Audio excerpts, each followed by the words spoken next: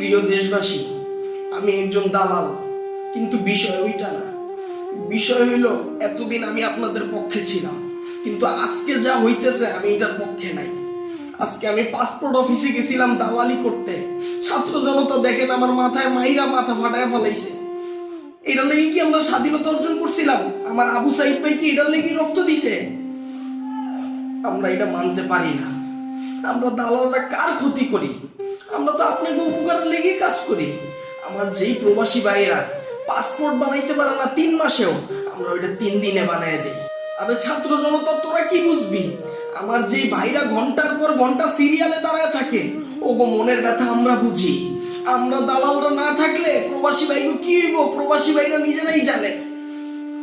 আজকে শুধু আমার রক্ত ঝরে নাই, বিআরটিএতে আমার যেই ভাইরা ড্রাইভিং লাইসেন্সের লেগে দালালি করে, ওগো রক্ত ঝরছে।